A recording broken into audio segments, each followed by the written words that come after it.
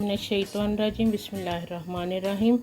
अल्लाह के नाम से शुरू करती हूँ जो बड़ा मेहरबान और नहायत रहम करने वाला है। मैं बनाने लगी हूँ आज आलू बुखारे की चटनी, प्लम्स का जो होता है ना चटनी, वो बनाने लगी हूँ।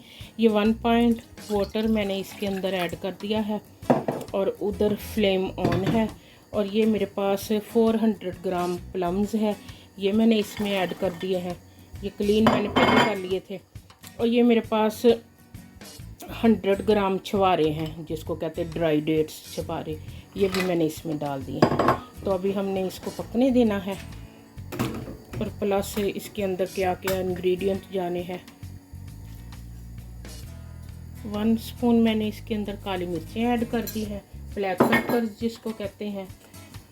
और 1 स्पून मैंने सॉल्ट ऐड कर दिया है। फिर बाद में टेस्ट के हिसाब से देखेंगे ना, आप जितना टेस्ट में आप लाइक करते हो उतना डालो। और 1/2 स्पून मैंने इसके अंदर रेड चिली पाउडर डाल दिया है।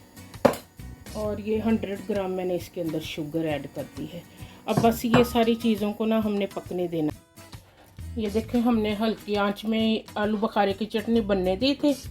अब ये टेंडर हो गया आलू बुखारे। देखिए, इसका चेक करना ऐसे होता है कि देखें, ये इसका है ना जो पल्प, ये ऊपर ऐसे सॉफ्ट सॉफ्ट हो जाए तो हो गया है। अभी दूसरे जो इंग्रेडिएंट है हम इसमें ऐड करते हैं।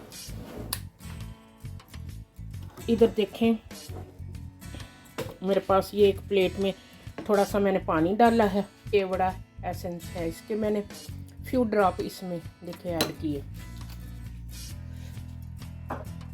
ग्रीन इलायची का पाउडर मैंने 1 स्पून इसमें ऐड किया।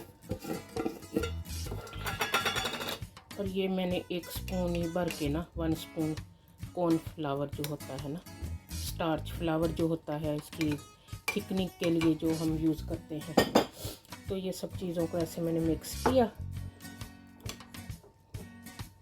तो बहुत इजी बन जाती है रमज़ान शरीफ में। ये रमज़ान शरीफ की प्रेपरेशन है।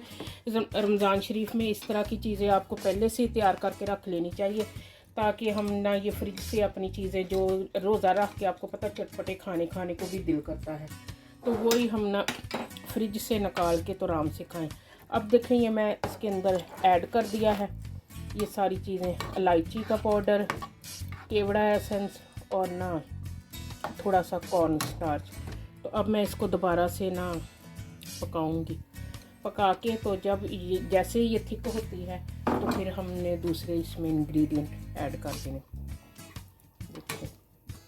देखें कितनी नाइस इसकी कंसिस्टेंसी बनी है। ये देखें कितनी मज़े की ये थिक हो चुकी है। तो अब हमने ना इसके अंदर जो ड्राई फ्रूट, जो नट्स ऐड करने हैं। ये देखें, ये है गरी, काजू और बादाम, ये सारा कुछ मैंने इसमें डाल दिया है।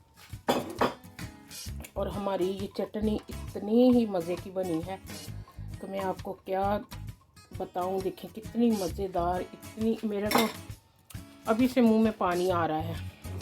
और देखिए हमारी आलू बुखारे की सॉस, ये चटनी कितनी मज़े की बन के रेडी हुई है, अल्हम्दुलिल्लाह।